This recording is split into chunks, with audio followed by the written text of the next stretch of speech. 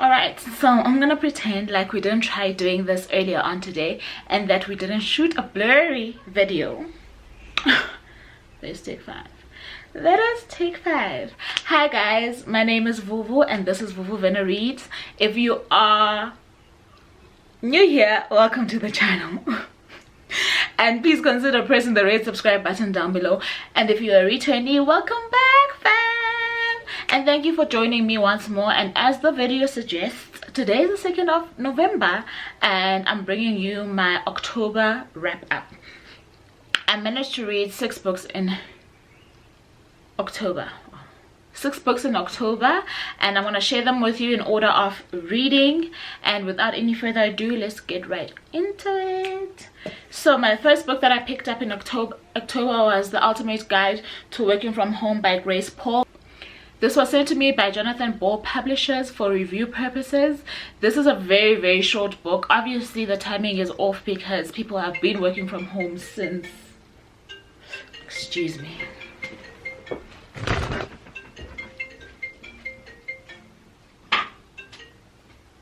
hello? Hi. Okay, yes. Alright, thanks. Alright, I've got a delivery at the gate, so we'll try again when I get back.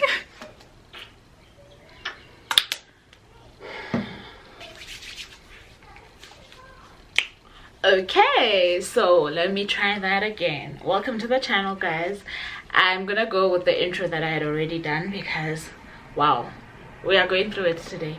Just wanted to show you what just landed on my desk. This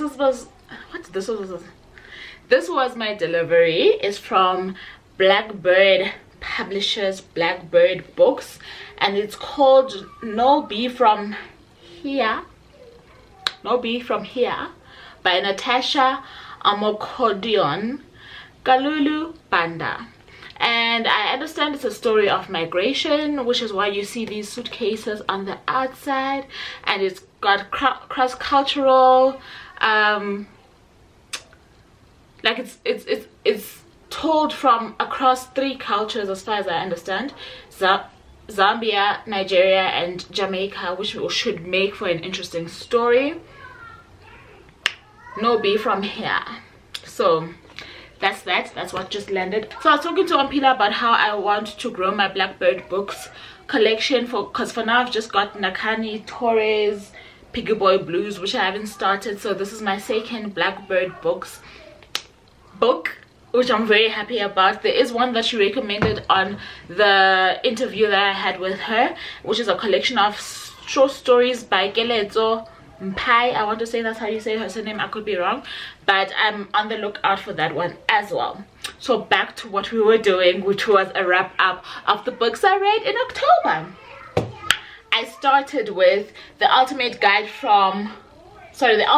to Working from Home by Grace Paul. This was sent to me by Jonathan Ball Publishers for review purposes. This is a very short, straightforward book. What I appreciated about it was the fact that it had scenarios for all kinds of people working from home. So if you're living in a shared space, it had a scenario for how you could navigate that.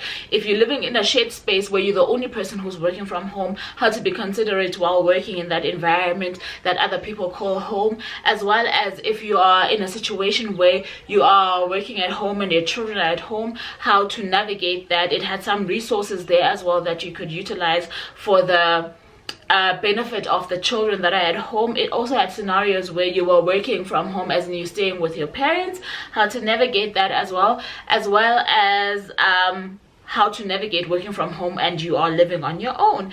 I loved how she had all of those scenarios in place, and how they were all the tips that she put in there were helpful for people in those scenarios, and the fact that there were some resources that were put in here. And this one is written in kind of like a very light academic style. But Iana, mama's working, baby. Okay, babe. You guys, yeah.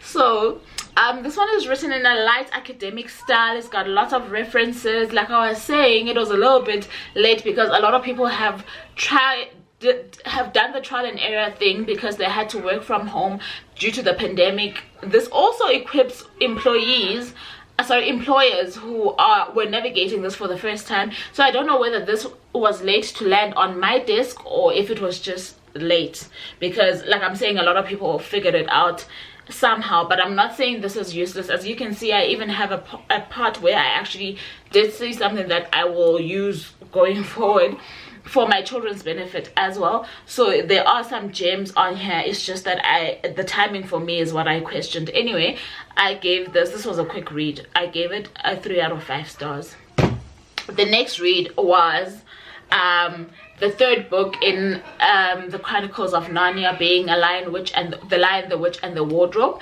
C.S. Lewis needs no introduction. I absolutely enjoyed what he was doing with this collection of stories, this series, in how he dabbled in the Christian story to bring out these characters.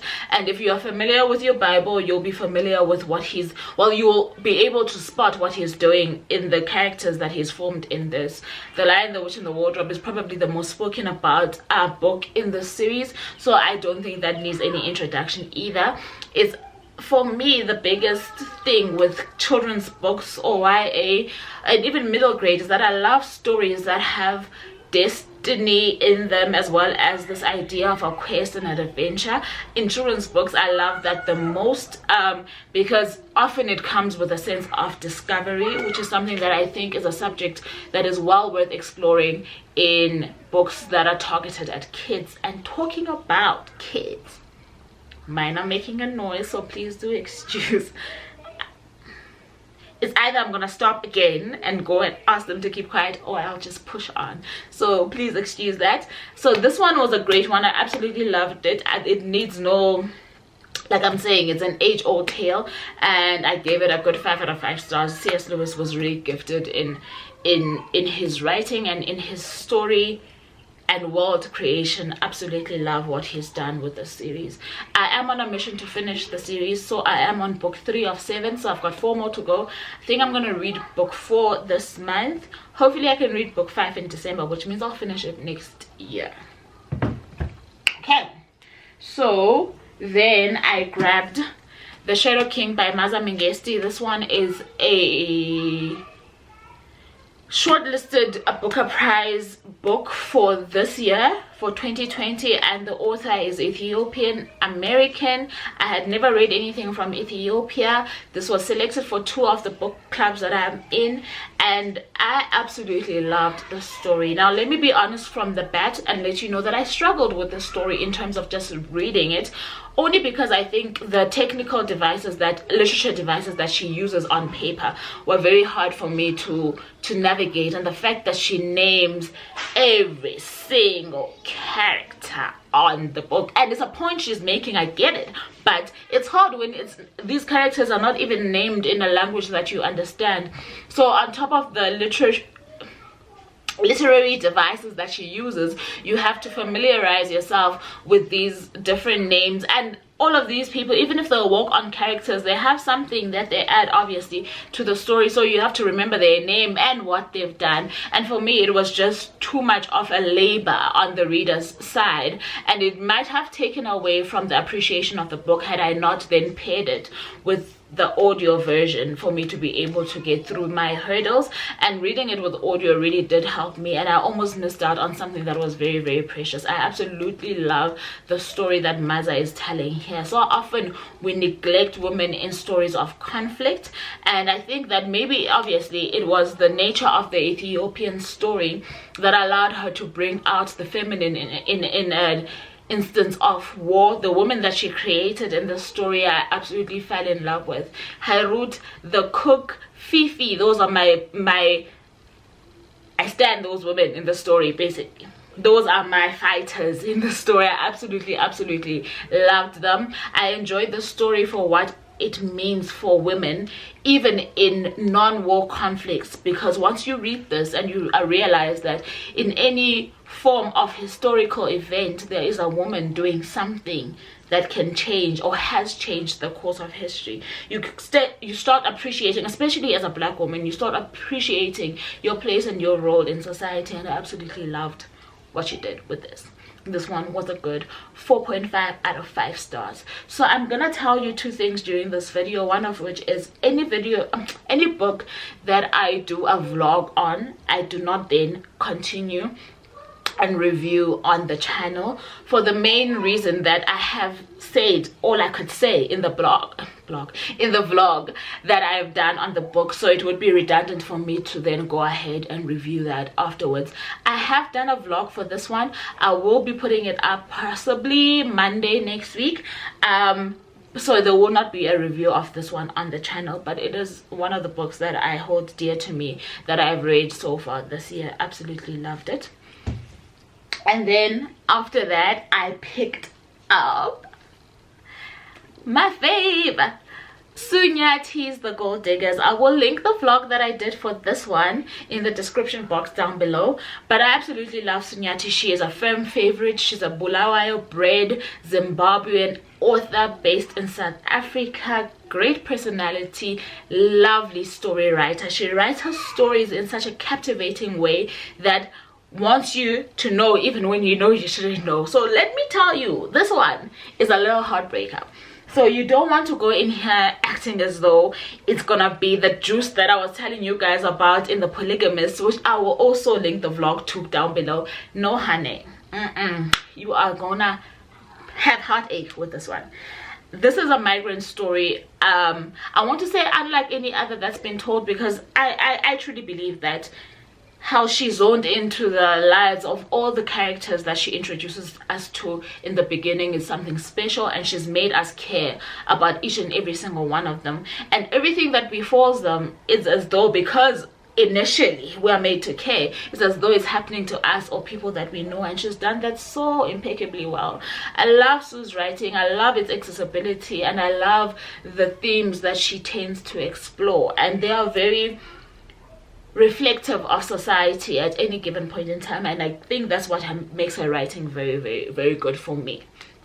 And I did do a vlog on this one. Like I'm saying, I'll put it in the description box down below.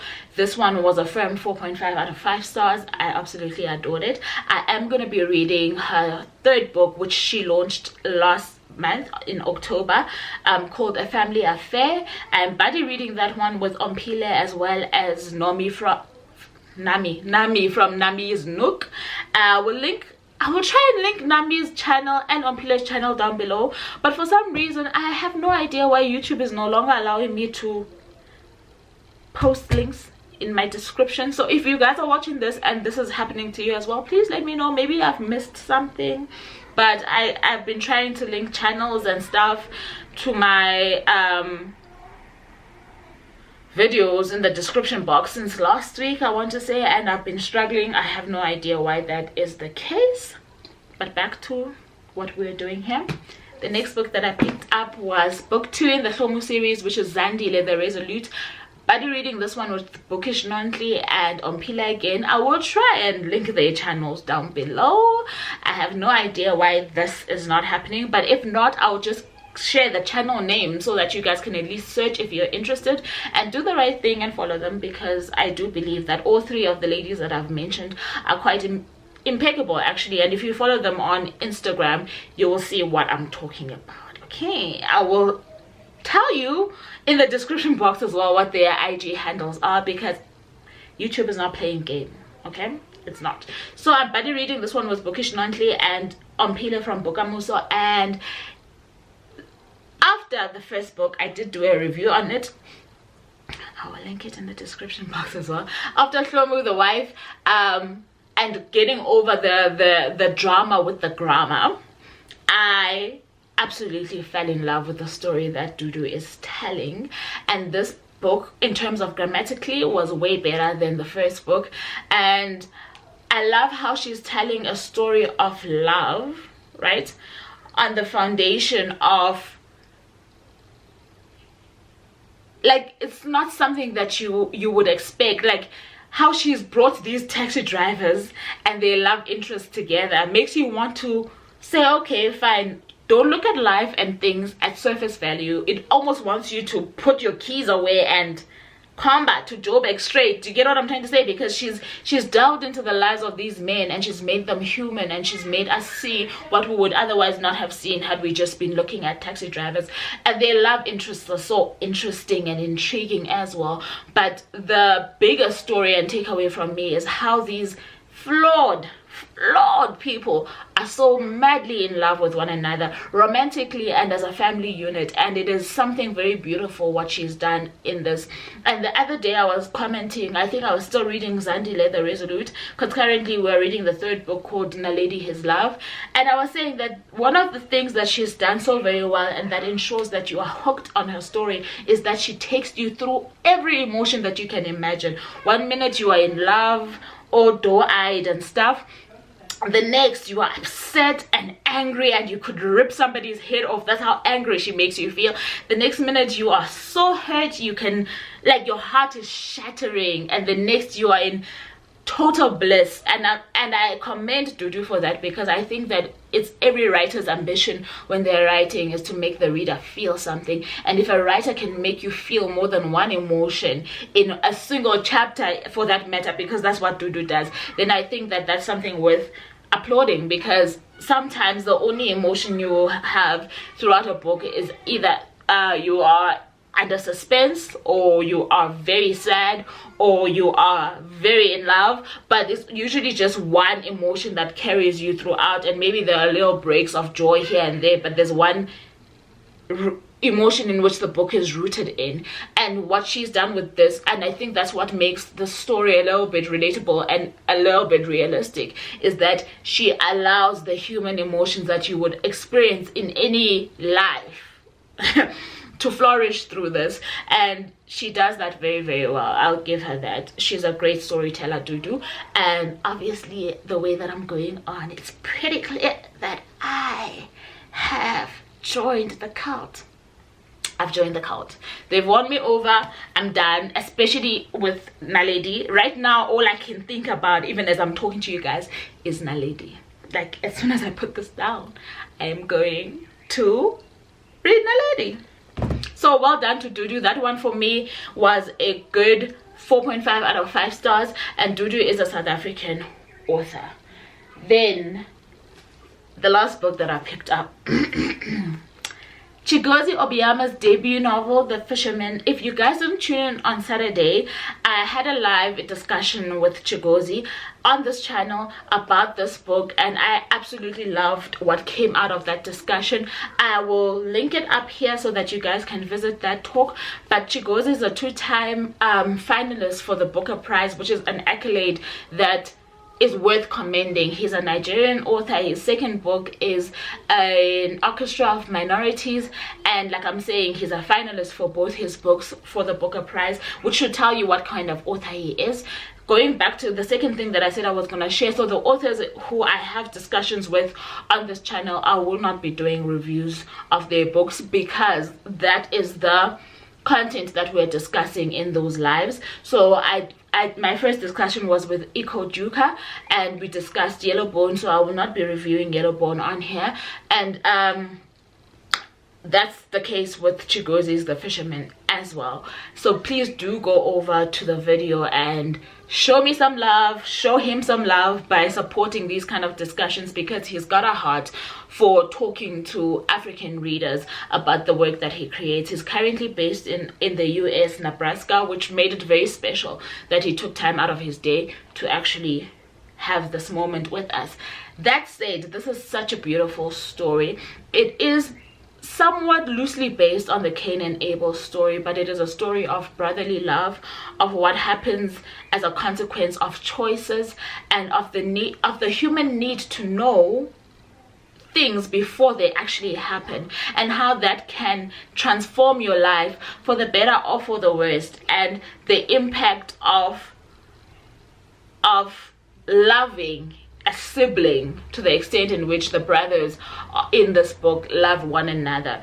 And I think that his winning formula for me is basing the story on a foundation of love in the sense of family, and then allowing whatever mishap would happen in that scenario to happen on that foundation. And what really transpires thereafter is something that is so telling also of the human spirit and capacity to love. And I think that he explores this so very well. It is such a beautiful book. It is one that will stick with me for the longest. As you guys know, I keep on telling you guys that I'm getting so much life from Nigerian authors. So far I've been reading female Nigerian authors, so this is the first book from a male Nigerian author that I've picked up, and I do have his second book in my radar, and I am open to either male Nigerian authors that you guys would like to recommend. However, this was a good one to finish the month with, and it was a solid 5 out of 5 stars for me. So that's it from me for my wrap up for the month of October. Thank you so very much for tuning in, and if you haven't already, don't forget to like, share, comment and subscribe. And until next time, I love you guys very much for choosing me. Bye now.